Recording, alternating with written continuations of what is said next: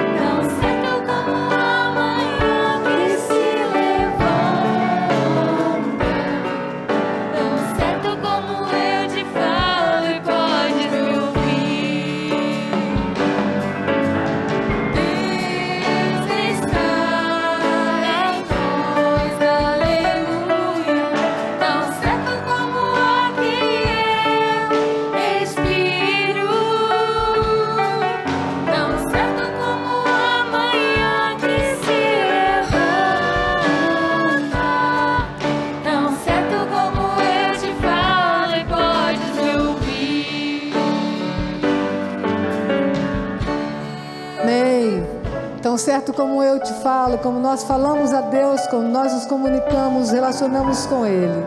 Ele ouve o nosso clamor. Nós não confiamos em deuses feitos de barro, com as nossas próprias mãos, mas nós confiamos em um Deus que cuida de nós, um Deus que me conhece, um Deus que sabe de todas as coisas. E acima de tudo, um Deus que derrama a misericórdia dele sobre nós. É Ele, esse Deus, que nos dá esse ar para nós respirarmos. É Ele que tem alimentado o nosso físico, mas acima de tudo alimentado a nossa alma. Você pode dizer amém? A sua alma tem se alimentado todos os dias. Se não tem, você diga pela manhã, de tarde, de noite: Senhor, a minha alma tem sede do Senhor. A minha alma tem sede de Ti. E Ele vai alimentar a sua alma. Temos que pedir ao Senhor, durante este tempo difícil, que Ele nos sustente, que Ele nos mande o ar para nós respirarmos. A presença de Deus na nossa vida, ela precisa ser algo constante, através do Espírito Santo dele. Ele nos deu o Espírito, e através do Espírito Santo de Deus nós somos feitos filhos por adoção e somos cuidados por Ele.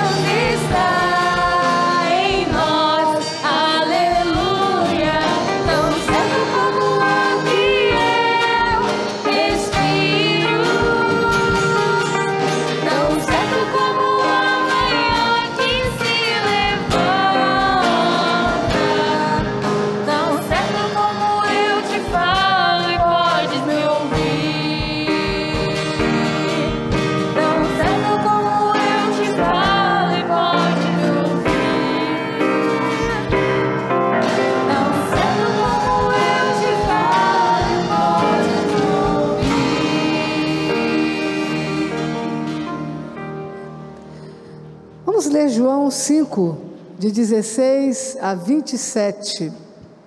Nós estamos acompanhando a leitura de João, o pastor tem pregado sobre esse livro, e nós estamos agora em João 5. Nós vamos iniciar essa leitura e vamos lembrar que esse por causa dos judeus é porque Jesus vinha fazendo os milagres, o povo vinha crendo, os discípulos de Jesus acompanhando, e tinha muita gente que não estava gostando disso. Então vamos ler. E por esta causa os judeus perseguiram a Jesus e procuravam matá-lo, porque fazia estas coisas no sábado. E Jesus respondeu: meu Pai trabalha até agora, e eu trabalho também. Por isso, pois, os judeus ainda mais procuravam matá-lo, porque não só quebrantava o sábado, mas também dizia que Deus era seu próprio Pai, fazendo-se igual a Deus. Mas Jesus respondeu e disse-lhe: na verdade vos digo, que o Filho por si mesmo não pode fazer coisa alguma, se não vir fazer o Pai. Porque tudo quanto ele faz, o Filho o faz igualmente. Porque o Pai ama o Filho e mostra-lhe tudo o que faz. E ele lhes mostrará maiores obras do que estas, para que vos maravilheis. Assim, pois assim como o Pai ressuscita os mortos e os vivifica, assim também o Filho vivifica aqueles que quer. E também o Pai a ninguém julga, mas deu ao Filho todo o juízo, para que todos honrem o Filho como honram o Pai. Quem não honra o Filho, não honra o Pai que o enviou. Na verdade vos digo, quem ouve a minha palavra e crê naquele que me enviou, tem a vida eterna, e não entrará em condenação, mas passou da morte para a vida. Em verdade vos digo, que vem a hora, e agora é, em que os mortos ouvirão a voz do Filho de Deus, e os que a ouvem viverão. Porque como o Pai tem a vida em si mesmo, assim deu também ao Filho ter a vida em si mesmo, e deu-lhes o poder de exercer o juízo, porque é o Filho do homem. Você pode dizer amém?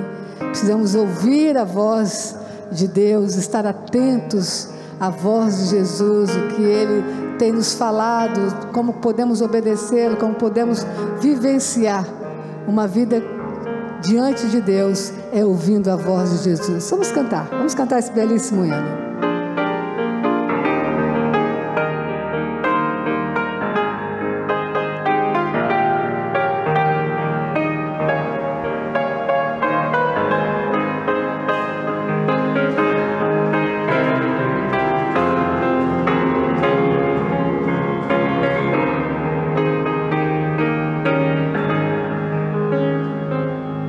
E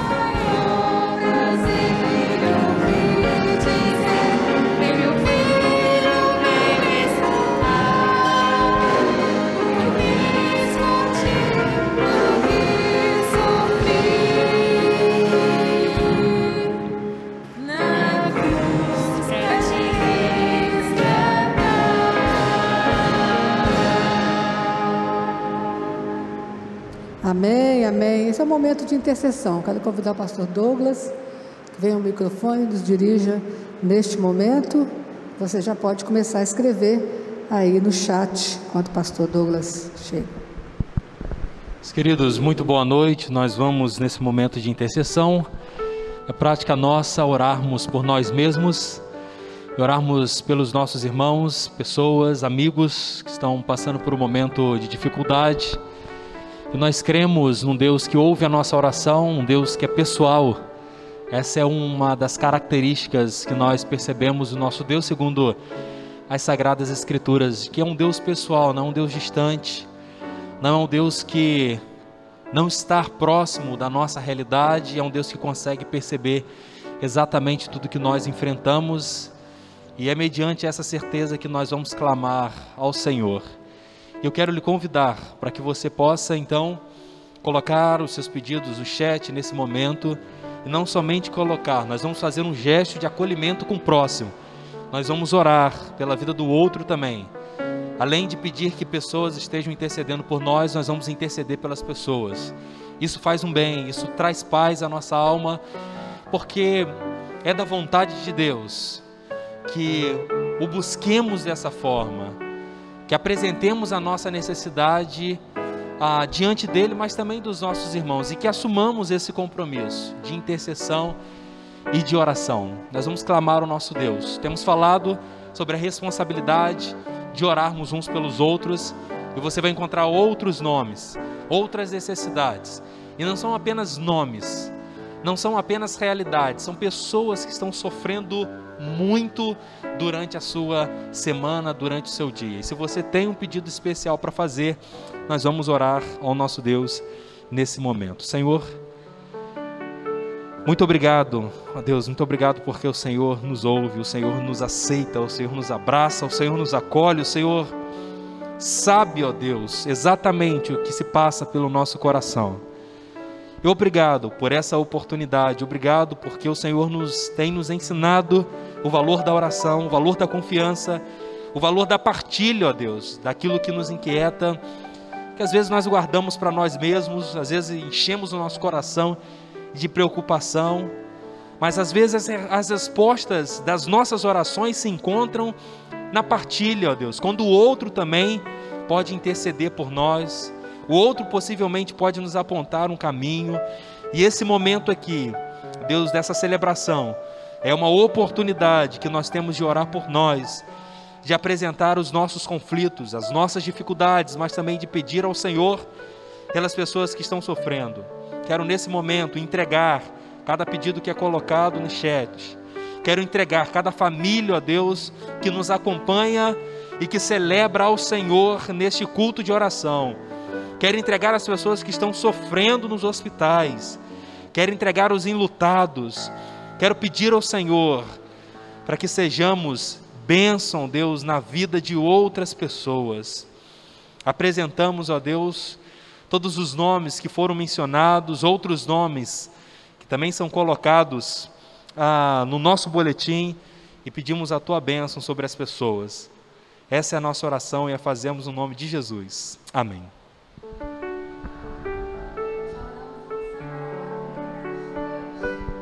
Nosso Deus é fiel, acima, antes de qualquer coisa, Ele trabalha por nós. Vamos cantar.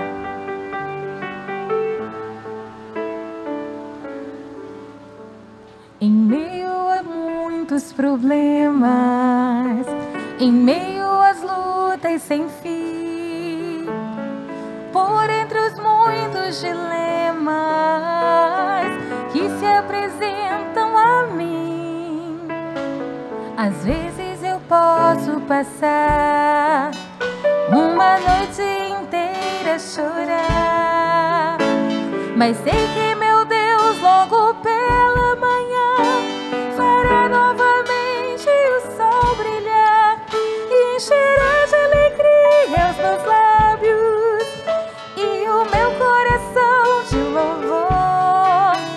Assim vou descansar, sim, eu vou confiar no seu grande e imenso amor. Deus é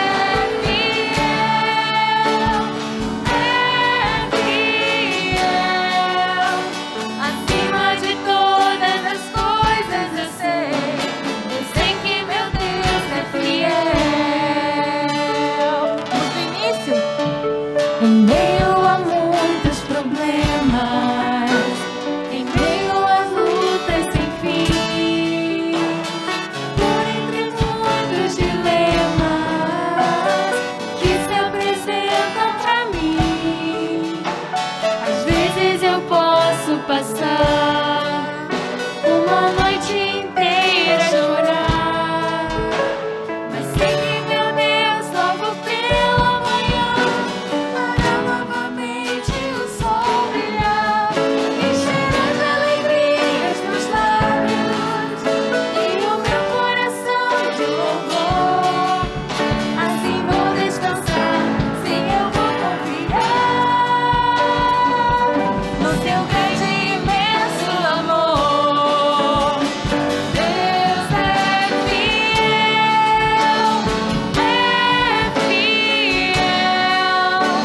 acima de todas as coisas eu sei que meu Deus é fiel.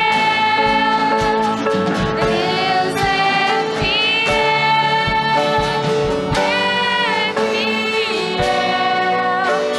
acima de todas as coisas eu sei que meu Deus é fiel. Acima de todas as coisas eu sei que meu Deus é fiel. Acima de todas as coisas eu sei que meu Deus é fiel.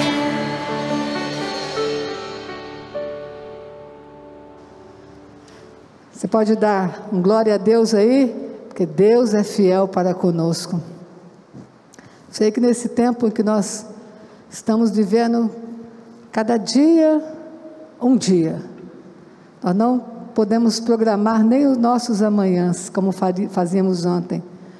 Não sabemos quais serão as decisões dos nossos governantes, mas uma coisa nós temos certeza, e que nos alimenta e que nos sustenta, que Deus é fiel para conosco. Precisamos, como diz os pentecostais, tomar posse desse Deus na nossa vida. Este é o momento da proclamação da palavra, então você se ajeita aí no seu sofá, fique atento o que Deus tem para você, para todos nós desta noite. Convidado pelo pastor Laurindo nesta noite é o pastor Douglas Pedrosa, ministro da Juventude da nossa igreja. Estejamos atentos. Meus queridos, muito boa noite. É uma alegria nós estarmos juntos para estudarmos a palavra de Deus. O nosso pastor José Laurindo Filho tem realizado um estudo no Evangelho de João, o quarto evangelho aí do Novo Testamento, Mateus, Marcos, Lucas e João. E hoje nós vamos então continuar essa série, nós vamos continuar a partir do capítulo 6, e você então pode já abrir a sua Bíblia, Evangelho segundo João, capítulo 6, vamos ler do versículo 1 até o versículo 15, para entendermos aquilo que Jesus realizou e foi registrado então por João. Vamos abordar aqui sobre essa temática que vai ser identificada, nós vamos conseguir analisar em todo o Evangelho de João, que são os sinais milagrosos que aparecem a partir da vida de Jesus. Então nós já estudamos alguns capítulos, ou seja, para estarmos no capítulo 6, já passamos pelo capítulo 1º, 2º, 3º, 4º e 5º. No capítulo 2, por exemplo, nós vamos encontrar o primeiro sinal apontado por João, que é a transformação da água em vinho num casamento em Caná da Galileia. Depois, no capítulo 4, nós temos a cura do filho de um oficial. No capítulo 5, nós vamos encontrar Jesus curando o paralítico de Betesda. São, ao todo, no Evangelho, 7 sinais, E agora, no capítulo 6, nós vamos abordar a primeira parte de mais um sinal de Jesus, que é a multiplicação dos pães. E depois, a partir do versículo 16 em diante, nós teremos uma outra narrativa que vai apresentar novamente mais um sinal de Jesus, que é o poder de Jesus de andar sobre as águas. Evangelho de João, capítulo 6, nós vamos ler no versículo 1, que diz assim: Algum tempo depois, Jesus partiu para a outra margem do mar da Galileia, ou seja, do mar de Tiberíades. E grande multidão continuava a segui-lo, porque vira os sinais miraculosos que ele tinha realizado nos doentes. Então Jesus subiu ao monte e sentou-se com os seus discípulos. Estava próxima a festa judaica da Páscoa. Levantando os olhos e vendo uma grande multidão que se aproximava, Jesus disse a Filipe: de onde, em uma outra versão, compraremos pão para esse povo comer? Fez essa pergunta apenas para pô-lo à prova, pois já tinha em mente o que ia fazer.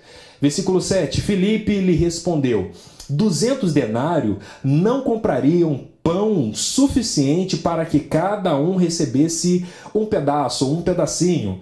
Outro discípulo, André, irmão de Simão Pedro, tomou a palavra: aqui está um rapaz com 5 pães de cevada e 2 peixinhos. Mas o que é isto para tanta gente? Disse Jesus: mandem o povo assentar-se. Havia muita grama naquele lugar e todos se assentaram. Eram cerca de 5.000 homens. Então Jesus tomou os pães, deu graças e os repartiu entre os que estavam assentados, tanto quanto queriam. E fez o mesmo com os peixes. Versículo 12. Depois que todos receberam o suficiente para comer, disse aos seus discípulos: ajuntem os pedaços que sobraram, que nada seja desperdiçado. Então eles os ajuntaram e encheram 12 cestos com os pedaços dos 5 pães de cevada deixados por aqueles que tinham comido.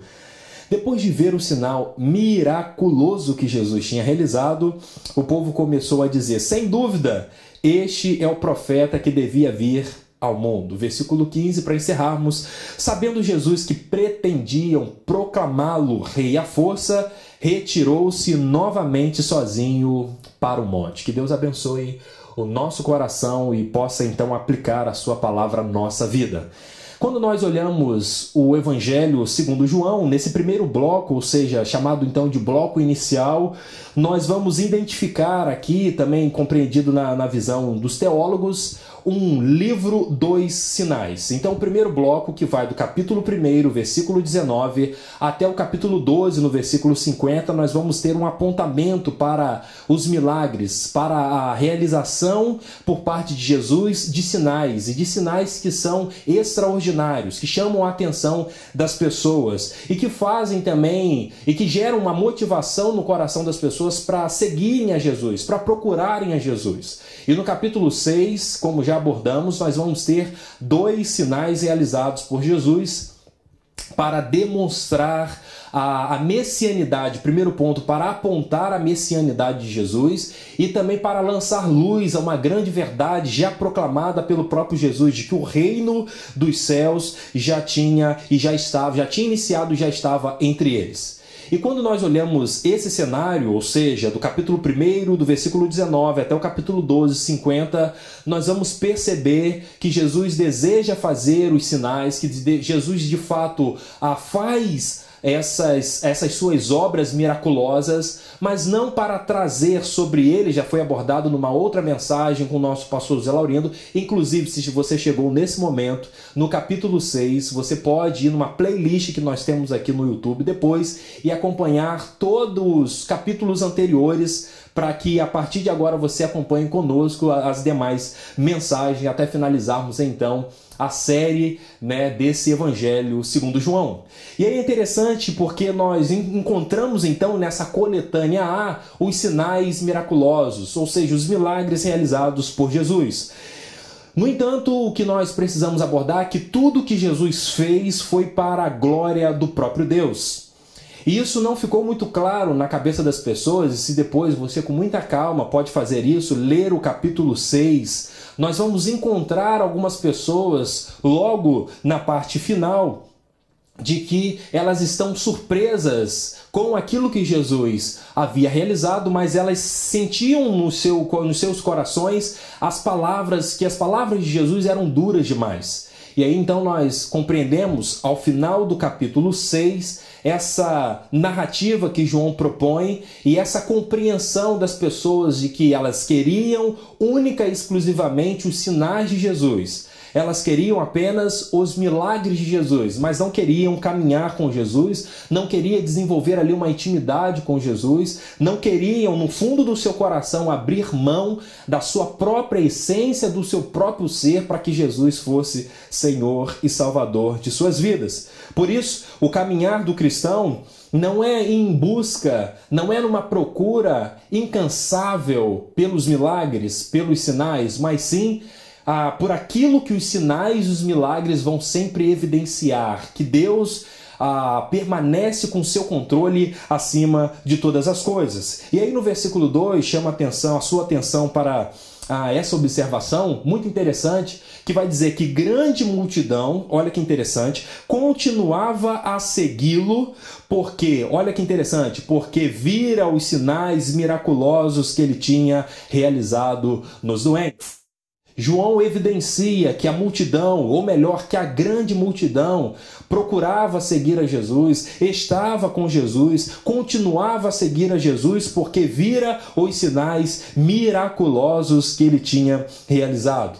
E aí o que nós identificamos aqui, chamado até uma expressão colocada pelo teólogo Johann König, de que essa é uma fé superficial, uma fé onde as pessoas estão preocupadas apenas com aquilo que elas estão vendo, apenas com aquilo que elas conseguem tocar, apenas com os milagres, apenas com os sinais. E não é diferente da época de Jesus com a nossa realidade, com o nosso dia a dia. Pessoas que procuram a Jesus, pessoas que adentram os templos, as nossas comunidades, em busca daquilo que Jesus pode fazer.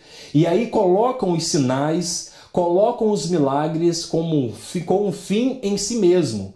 E aí, se Jesus não realizar, ou se Deus não curar, ou se Deus não atender a minha oração, eu vou romper o meu relacionamento, porque a minha intenção de estar, de seguir e de buscar a vontade de Deus se concentra única e exclusivamente naquilo que Ele pode fazer.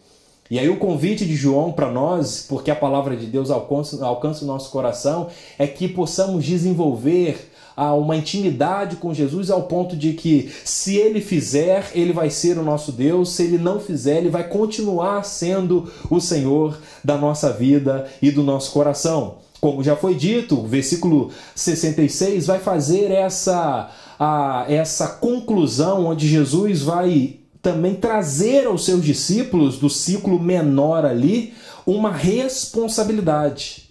Porque Jesus olha para o lado e vai percebendo que as pessoas, depois de ouvirem as suas palavras, começam a virar as costas para Ele. E Jesus agora não quer parcelar a salvação 3 vezes, 10 vezes sem juros. Jesus não negocia, olha, fiquem comigo porque eu vou fazer milagres e aí de alguma forma eu vou usar o marketing aqui para prender vocês. Há muita gente assim na religião que quer usar de marketing, que quer usar de todas as estratégias possíveis para prender as pessoas. Mas o que de fato deve assegurar o nosso coração não é aquilo que nos atrai através daquilo que ouvimos ou daquilo que vemos, mas daquilo que nasce no nosso próprio coração, que é uma vontade primeira de seguir a vontade de Deus e não a minha própria vontade, o meu querer. Jesus, no bloco final, a partir do versículo 66, vai lançar agora a pergunta aos seus discípulos. Olha, vocês também não querem ir embora? Vocês também não preferem abandonar? Será que vocês estão aqui por esse motivo, ou seja, pelo motivo de fazer a minha vontade? E aí o Pedrão, no versículo 68, vai fazer essa resposta, vai lançar uma resposta, e me parece que representando ali os demais discípulos, onde a pergunta é, olha, para quem iremos nós? Tu tens a palavra de vida eterna. Então, no versículo 2, nós já conseguimos lançar luz sobre os versículos finais, 66, 68, até o 71, e perceber que esse é o convite para a nossa vida. Não buscarmos a vontade de Deus por aquilo que nós queremos. Não buscarmos a vontade de Deus por aquilo que Ele pode fazer, mas buscarmos a vontade de Deus porque Ele precisa ser Senhor sobre todo o nosso ser, sobre toda a nossa vida. Versículo 3 chama a sua atenção para que possamos ler e depois fazer uma aplicação. Diz que então Jesus subiu ao monte e sentou-se com os seus discípulos. Versículo 3 e 4, quando nós lemos com muita pressa, parece que esses versículos não fazem parte desse bloco. Mas espera aí, como que é isso? Parece que pulou uma etapa, mas não. João consegue estruturar essa narrativa justamente para apresentar Jesus como aquele que vai ensinar.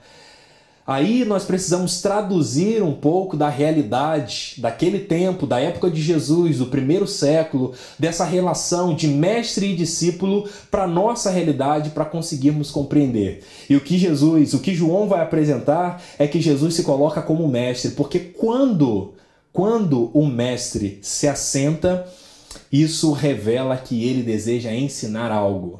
Era um sinal entre os seguidores e o próprio mestre. Era um símbolo, era uma sinalização de que quando ele se assentava, não somente Jesus, outros mestres também que tiveram seus seguidores, mas nessa ocasião, o mestre dos mestres, quando se assentou, Jesus desejava então passar essa mensagem. Era um gesto conhecido dos judeus para sinalizar o seguinte: eu quero ensinar algo para vocês. E há vários gestos, há vários símbolos, há vários sinais que a própria palavra de Deus nos dá, às vezes numa celebração, às vezes quando nós estamos escutando uma canção, um cântico, que Jesus deseja nos ensinar. Nós precisamos ser de fato discípulos. Precisamos abrir o nosso coração para acolher os ensinamentos de Jesus. E aqui então nós temos um paradoxo, num aspecto onde as pessoas estão procurando seguir a Jesus. No caso, João vai evidenciar a grande multidão, versículo 2, continuava a segui-lo porque vira os sinais miraculosos. Jesus se assenta, e se assenta para ensinar. E se assenta para dizer o seguinte: mais do que fazer aquilo que vocês necessitam, no caso do lado material, no aspecto material, eu desejo fazer e transformar o coração de vocês no aspecto espiritual. Versículo 4, então, nós vamos identificar o versículo dizendo que estava próxima a festa judaica da Páscoa. E aí, quando nós analisamos esse versículo, podemos então fazer uma pergunta: será que o fato de Jesus estar numa ocasião e nessa ocasião vai transformar, ou melhor, vai multiplicar pães e peixes, semelhante então à ocasião da Páscoa? E o texto insere isso, que estava próxima à festa judaica da Páscoa.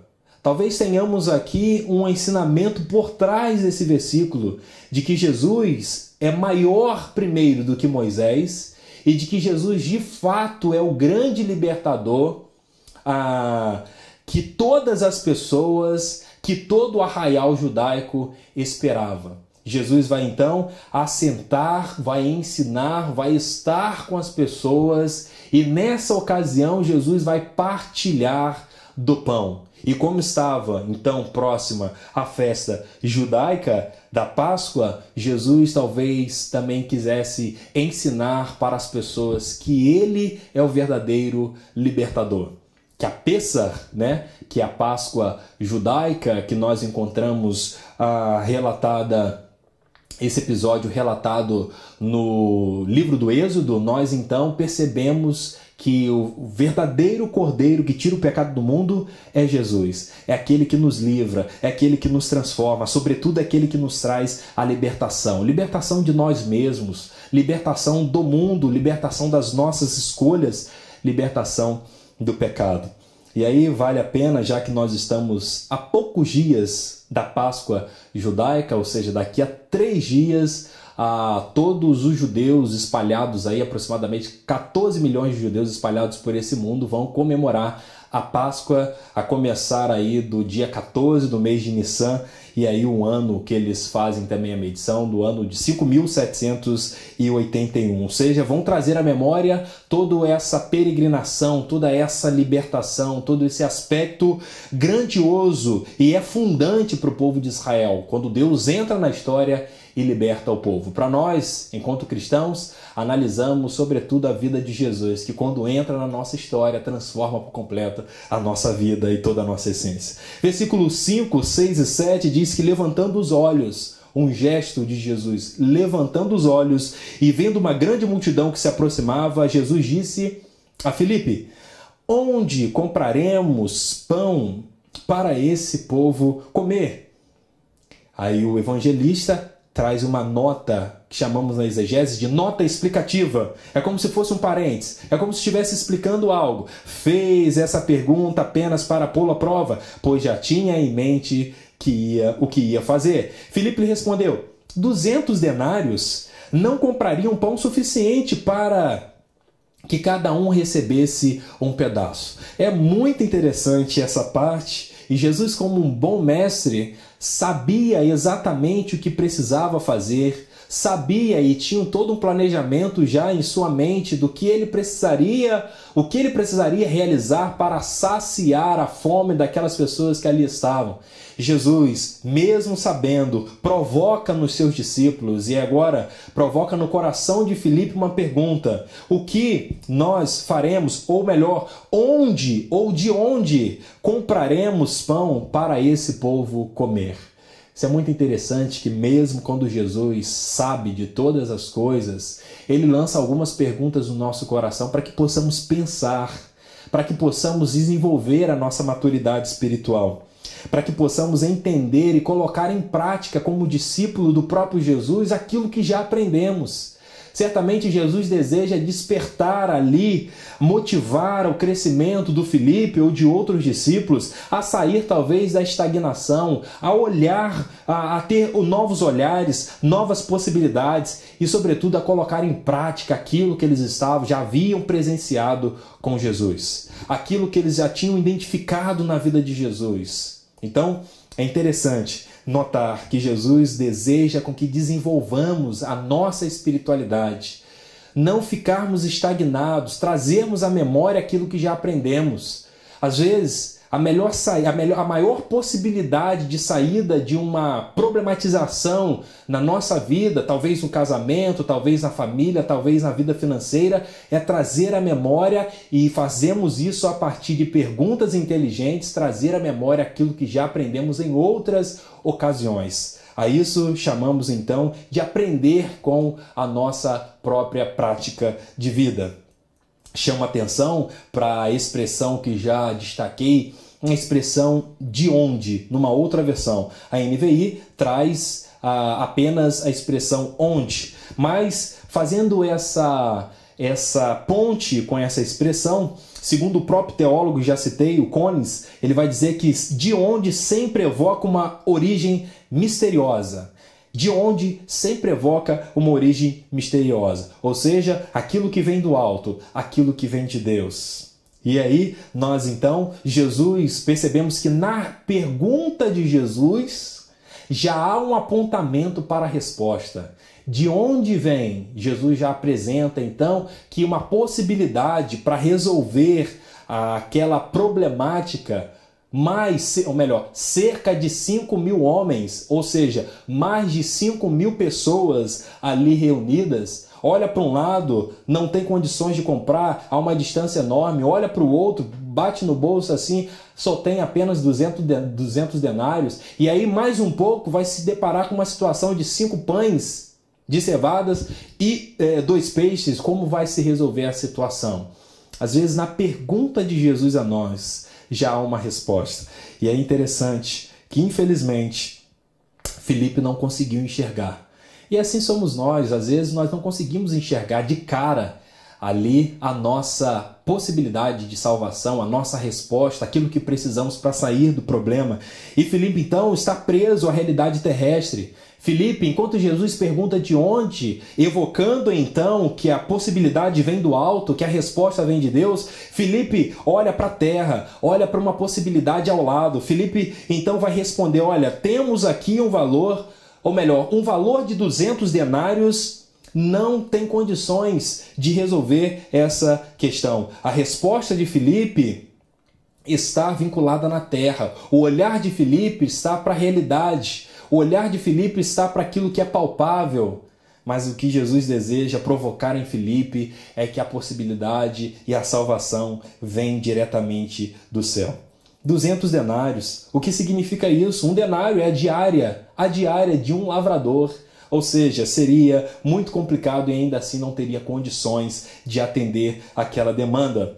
E quando nós analisamos esse bloco, versículos 5, 6 e 7, nós vamos perceber que humanamente nós não vamos conseguir. Assim como humanamente 5 pães de cevada também não daria solução. Assim como humanamente 200 denários não ajudariam em nada. Assim como no capítulo 2, quando a família, quando o noivo se vê numa situação complicada e agora ele não tem mais vinho, humanamente não há possibilidade, aí Jesus entra em ação. É exatamente o que acontece às vezes na nossa vida. Nos encontramos em diversos momentos de impasses, de questões que nós não conseguimos resolver. De fato, humanamente não teria então a transformação da água em vinho, humanamente não teria alimento para cerca de 5.000 homens, humanamente não teríamos soluções para os nossos problemas. É quando Jesus entra em ação, até no capítulo 2, trazendo a memória, e quando Jesus agora entra em ação. E quando Jesus entra em ação é a resposta divina para aquilo que não tem solução. Quando Jesus entra em ação é a resposta divina para aquilo que não tem solução. Nós vamos identificar então uma atitude bela de Jesus. Jesus parte o pão, ou seja, é um gesto que mostra que temos que dar graças a Deus, mas ao mesmo tempo reconhecer a messianidade de Jesus e a valorização de partilharmos o pão com outras pessoas. É um gesto que evidencia exatamente ali um proto-cristianismo, ali um nascimento de uma proposta que era totalmente a proposta de Jesus, que nós deveríamos sempre dar graças a Deus, que precisaríamos olhar para Jesus como Messias e que não ligássemos apenas a nossa vida a uma realidade divina, mas que pudéssemos também partilhar do nosso pão. Porque às vezes estamos dentro de uma redoma de vidro, estamos preocupados apenas com a nossa adoração a Deus, apenas preocupados com aquilo que nós queremos servir ao nosso Deus, quando na verdade os 2 grandes mandamentos estipulados, resumidos e detalhados pelo próprio Jesus é que nós devemos amar a Deus, mas isso também atinge diretamente a vida do próximo. Jesus parte o pão para nos ensinar que também devemos partilhar, dividir com as pessoas, mas à luz de dar graças ao nosso Deus. Nós identificamos nos versículos em diante que o povo vai ficar maravilhado com essa situação, depois de partilhar, depois da multiplicação. Diz o versículo 12 que depois que todos receberam o suficiente para comer, disse aos seus discípulos: ajuntem pedaços que sobraram, que nada seja desperdiçado. Então eles os ajuntaram e encheram 12 cestos com os pedaços dos 5 pães de cevada deixados por aqueles que tinham comido. Versículo 14 é o desfecho dessa parte, dessa perícope, dizendo: depois de ver o sinal miraculoso, olha que interessante, o povo chega com uma intenção, fazendo uma retrospectiva do texto. Jesus se assenta porque a intenção de Jesus é ensinar. Jesus depois provoca uma espiritualidade, um colocar em prática daquilo que foi já realizado entre eles por intermédio dos seus discípulos. É aqui exemplificado no caso de Filipe e também de André. E agora Jesus partilha, Jesus multiplica, é mais um sinal miraculoso de Jesus. E no versículo 14 é o desfecho dessa parte. Depois de ver o sinal miraculoso que Jesus tinha realizado, o povo começou a dizer: sem dúvida, este é o profeta que devia vir ao mundo. E aí, parece que o pessoal está entendendo, no versículo 14, o que de fato Jesus deseja ensinar. Mas o versículo 15 apresenta que o pessoal não entendeu absolutamente nada. Não compreendeu absolutamente nada. E às vezes é o que exatamente acontece. As pessoas estão na igreja 10, 20, 30 anos, mas parece que não aprenderam, não entenderam absolutamente nada, que a messianidade de Jesus é para nos salvar, e que Jesus deseja nos usar, e que nós não estamos aqui, que você não está aí acompanhando essa celebração, adorando a Deus conosco, por aquilo que Deus pode te dar, no modo de barganha, eu te dou e depois o Senhor me dá mais um pouquinho. Não, não é isso. E as pessoas não tinham entendido. O versículo 15 diz que, sabendo Jesus que pretendiam proclamá-lo rei à força. Nossa, que isso? Queriam pegar Jesus à força e provocar uma rebelião. Queriam então fazer de Jesus um rei à força, para que Jesus pegasse então em armas, para que Jesus então pudesse tirar do poder um César, mas não é isso. Retirou-se novamente sozinho para o monte. Não te intriga isso? Jesus está no meio da multidão, realiza milagres, e depois de fazer tantas coisas, de falar, de ensinar, as pessoas não conseguiram compreender, e agora o que Jesus vai fazer é se retirar. E o detalhe é muito interessante. Sozinho, nem com seu círculo ali mais íntimo de discípulos, Jesus vai ao monte. Jesus deseja ir sozinho para o monte. Jesus deseja então estar com Deus. As pessoas queriam fazê-lo, torná-lo rei à força, mas que tipo de Messias essas pessoas esperavam, pensavam que Jesus era? Que tipo de messianidade eles olhavam e projetavam sobre Jesus? Há muita gente que projeta coisas equivocadas sobre o próprio Jesus. E naquele tempo não era diferente. Eles vinham de uma ideia que podemos chamar de apocalíptica, aí já no segundo século antes de Cristo, e já esperavam o Messias de um perfil mais rigoroso, de um perfil de guerra, semelhante a Davi. E quando eles olham para Jesus, quando eles presenciam os milagres de Jesus, quando eles analisam os sinais de Jesus, nós precisamos tornar esse homem rei à força. Tem que ser à força, porque ele não vai aceitar. Se chamar ele para um movimento, para uma rebelião, não vai aceitar. Ele é muito da paz. Vamos fazer aqui um movimento para que esse homem seja o nosso rei. Eles esperavam Jesus que solucionasse o quê? A fome material, que solucionasse apenas os aspectos do dia a dia, que pudesse então ser um Messias de guerra, que pudesse então combater com armas, ou seja, única e exclusivamente um Messias político. Lançamos luz então sobre as próprias palavras de Jesus quando se encontra diante do Pilatos, que era uma espécie de prefeito ali daquela região. E aí Pilatos pergunta sobre o reino dos judeus, se ele era de fato o reino dos judeus, e a resposta de Jesus é extraordinária. Olha, o meu reino não é deste mundo. E aí eu fico imaginando, Pilatos deve ter olhado para Jesus, não deve ter compreendido nada. Como é que pode ter um reino que não seja desse mundo, ter um domínio que não seja deste mundo? E o que Jesus deseja sinalizar, e eu quero concluir aqui com uma frase do teólogo Ratzinger, onde ele diz que este domínio de Jesus sobre os povos da terra não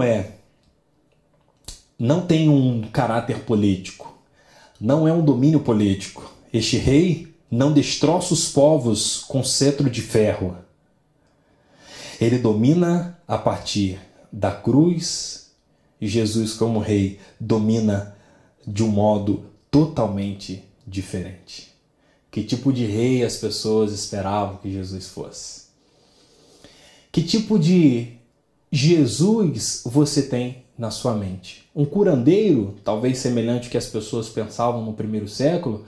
Alguém que você pode, numa oração, já resolver todas as coisas? É preciso entender, assim como Ratzinger nos apresenta, que Jesus domina a partir da cruz, ou seja, é a partir da entrega, é a partir da doação, é a partir do mesmo passando por muitas dificuldades, ele vai então cumprir a vontade de Deus. É esse tipo de domínio. Por isso que Pilatos, por isso que nenhum César, por isso que o próprio Herodes, ainda o grande, não tinha capacidade de compreender, e nenhum homem deste mundo que se não se dobre perante o próprio Jesus é capaz de compreender que o domínio dele não é pegando em armas, não é afrontando as pessoas, não é colocando um dedo na cara, não. O domínio de Jesus é a partir da cruz, é um modo totalmente novo. Essa é a proposta. Por assim dizer, Jesus nos ensina que o domínio, o reinado de Deus é a partir da doação, da entrega, da morte em favor dos homens e em louvor ao nosso Deus. Que possamos então compreender de forma correta o que de fato representam os sinais de Jesus para a nossa caminhada. Que não possamos buscar a Jesus por aquilo que ele pode fazer. Sinais, por isso que é o livro dos sinais, é para o quê? Sinalizar. É para apontar para algo maior. Não tem um fim em si mesmo, é para evidenciar que Jesus tem todo o poder e que a sua messianidade é uma verdade. E que mediante isso nos dobramos diante dele e acolhemos então o seu senhorio. Que não é um senhorio que falta um relacionamento, não. Já não te chamo mais, já não chamo vocês mais de servo, mas sim de amigos. É esse tipo de relacionamento que Jesus deseja desenvolver conosco. E que Jesus então possa continuar realizando os seus milagres, realizando as suas maravilhas, mas para que gere em nós um desejo de buscá-lo, para que ele seja Senhor e Salvador da nossa essência, do nosso ser, e que possamos fazer tudo para a honra e glória do nosso Senhor. Vamos orar? Senhor, muito obrigado por essa oportunidade que nós temos, Deus, de ler a Tua Palavra livremente e trazer à nossa memória aquilo que o Senhor nos ensinou, aquilo que o Senhor foi, e pedir perdão porque às vezes temos uma visão tão equivocada de quem é Jesus. Falamos tanto de Jesus, há tanta gente que fala de Jesus, há tantas religiões que têm um olhar sobre Jesus, mas falta o caráter essencial que nós percebemos pela Tua Palavra em Jesus, que é o Filho de Deus, que veio nos salvar, redimir. Ó Deus, que há de voltar para julgar este mundo. Que neste mundo, ó Deus, durante esse tempo, não possamos procurá-lo por aquilo que o Senhor pode fazer por nós. Mas independentemente, se o fizer ou não, se o Senhor executar ou não, se o Senhor atender a nossa oração ou não, o que é mais importante para nós é o Teu domínio sobre a nossa vida. E queremos, ó Pai, ser Teus amigos, discípulos. E não fazer por fazer, mas saber, ó Deus, o real motivo pelo qual fazemos. Fazemos porque queremos que o Teu reino também, que nos alcançou, alcance todas as outras pessoas. Essa é a nossa oração e a fazemos no nome de Jesus. Amém. Nós ouvimos a palavra do Senhor e que com certeza ela achou um lugar muito especial no nosso coração. Testemunhar de Jesus, crer em Jesus, trabalhar por Ele possa ser nosso desafio. E nós não podemos fazer isso se nós não estivermos perto do Senhor. Então, em resposta a esse sermão do pastor Douglas, te convido a cantar conosco. Perto quero estar. Não existe outro lugar melhor do que perto do Senhor. Vamos cantar respondendo a esse sermão.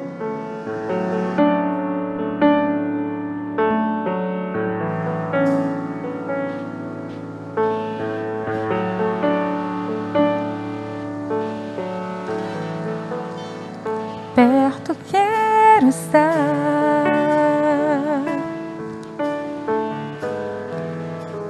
junto aos Teus pés,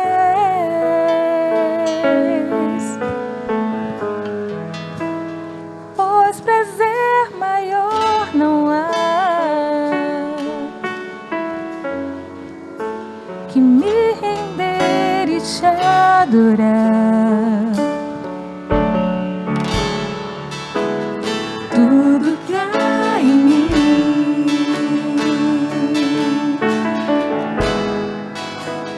quero te ofertar,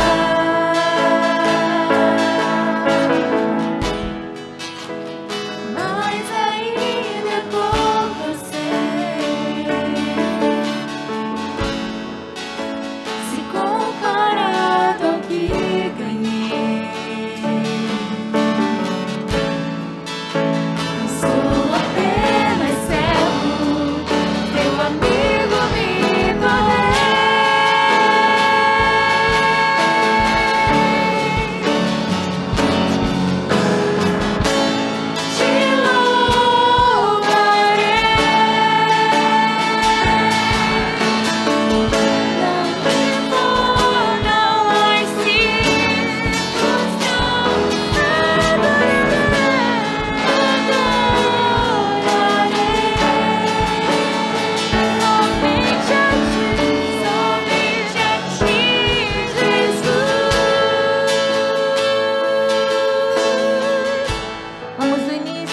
Vozes masculinas.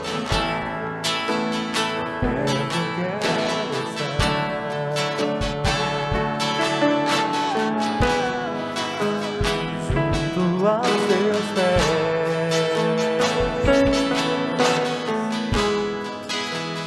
pois prazer maior não há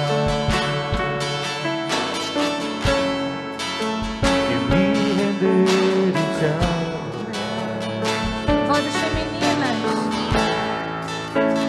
Tudo que há em mim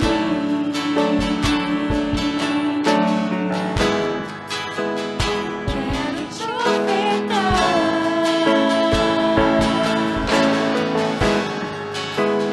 mas ainda é pouco, eu sei, se comparado ao que ganhei. Não sou apenas servo, seu amigo me tornei.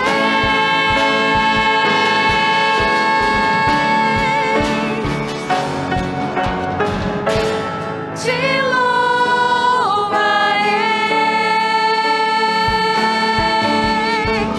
não importam as circunstâncias, adorarei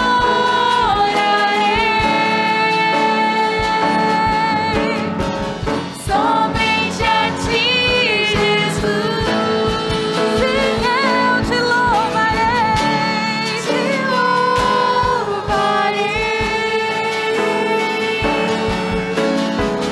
não importam as circunstâncias,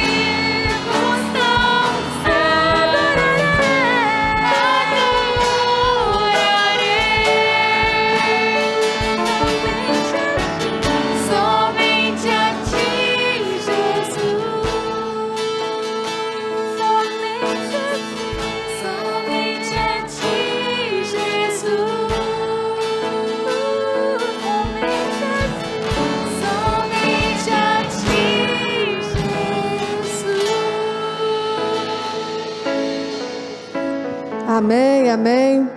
Estamos pensando em missões durante este mês. E também uma forma de nós respondermos a esse sermão é fazermos missões. Viva o poder de transformar. Esse é o tema. A divisa se encontra em 2 Timóteo 1:5, que diz: Pois Deus não nos deu espírito de covardia, mas de poder, de amor e de equilíbrio. Vamos falar juntos mais uma vez? Pois Deus não nos deu espírito de covardia, mas de poder, de amor e de equilíbrio. 2 Timóteo 1:7, que é a divisa dessa campanha missionária. Que texto profundo para as nossas vidas, não é mesmo? Vamos cantar o hino oficial também da campanha, que nos ensina, que nos exorta, que nos incentiva a trabalhar e a fazer missões. Vamos cantar.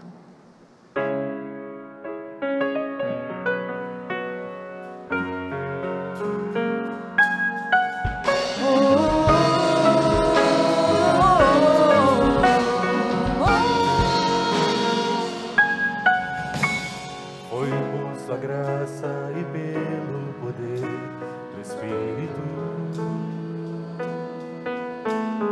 Deus nos chamou não por obras, mas pelo seu poder.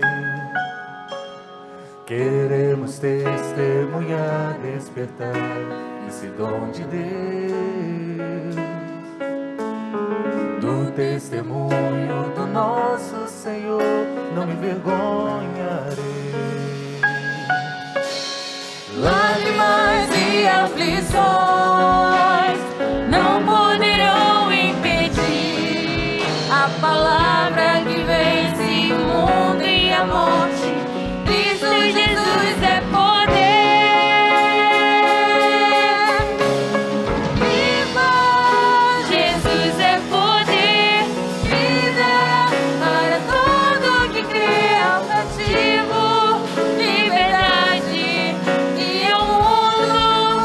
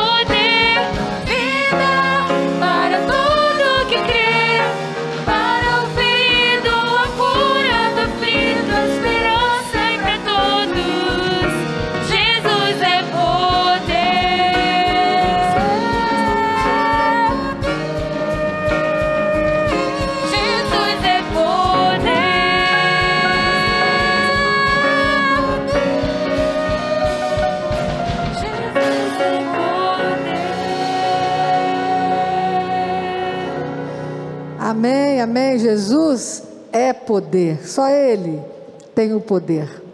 Esse é um momento de comunhão na vida da igreja. Não sei como você tem passado a sua semana, mas eu espero que muito bem, e esteja se conectando com outras pessoas.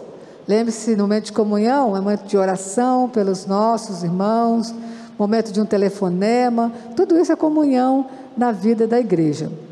Nós vamos cantar, e o estribilho deste cântico, ele diz: onde for, levo Cristo comigo, falando do meu Salvador. A verdade é que nós não estamos indo a lugar nenhum, né? Não estamos indo em muitos lugares, mas nos diz para a gente ir em muitos lugares. O cântico pede onde for, dentro da nossa casa, talvez quando a gente der aquela idinha no supermercado, na farmácia, aquela caminhada, leve Cristo com você e testemunho dele. Então, nesse momento de comunhão, vamos cantar. Se você quiser ficar em pé aí na sua casa, fique e celebre o nome de Jesus. Onde for, levo Cristo comigo.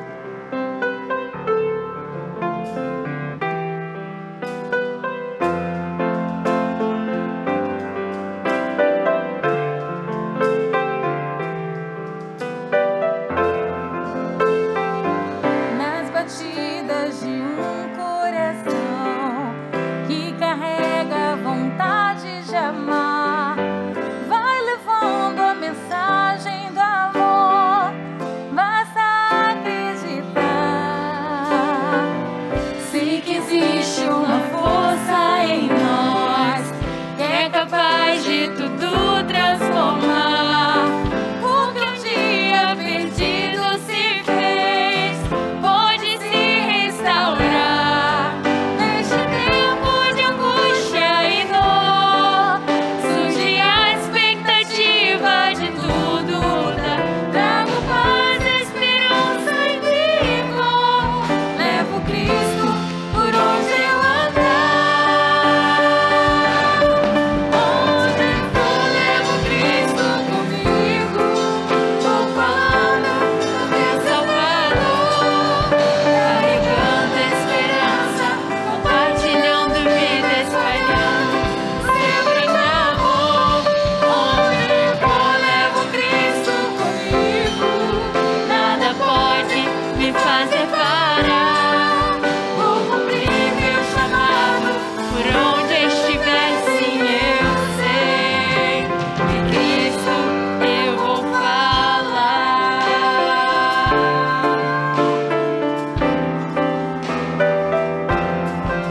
Neste tempo de angústia e dor, surge a expectativa de tudo mudar. Trago paz, esperança e vigor. Levo Cristo por onde eu andar. Onde for, levo Cristo comigo. Vou falando do meu Salvador, carregando esperança, compartilhando vida, espalhando o seu grande amor. Onde for, levo Cristo comigo. Nada pode me fazer parar. Vou cumprir meu chamado, por onde estiver, sim, eu sei. Vou cumprir meu chamado, por onde estiver, sim, eu sei. De Cristo eu vou falar.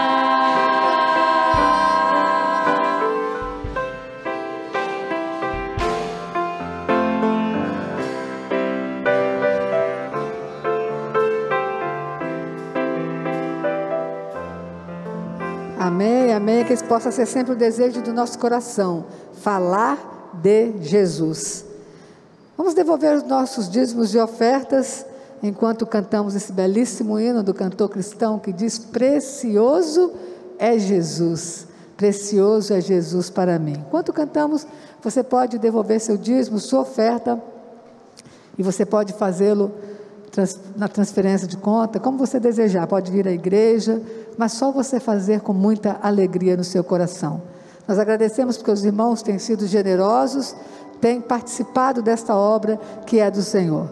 Temos 2 campanhas durante este tempo: missões mundiais, O Conselho de Missões tem dito como é para fazer a oferta em nossos cultos, colocando sempre 10 centavos a mais, que a tesouraria vai identificar, que é a oferta de missões. Mas também temos a campanha das janelas, que você pode ofertar aquilo que o seu coração mandar que você faça, mas sempre fazendo com muita alegria no Senhor. Vamos cantar.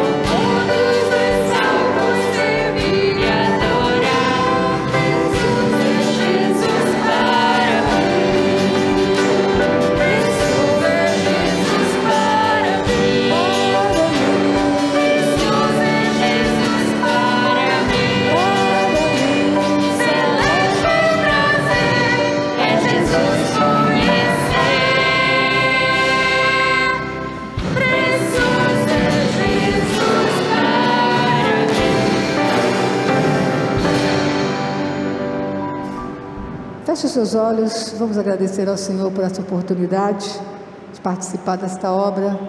Senhor, muito obrigado por esse momento tão singular, tão especial na nossa vida, em que nós devolvemos ao Senhor a parte que lhe pertence. Muito obrigado, porque nada tem nos faltado. Agradecemos também a oportunidade que temos de ofertar, que temos de participar das campanhas que esta igreja tem nos proporcionado. Muito obrigado. E queremos pedir neste momento por aqueles que não têm um emprego, que o Senhor possa abrir uma porta de emprego para essas pessoas.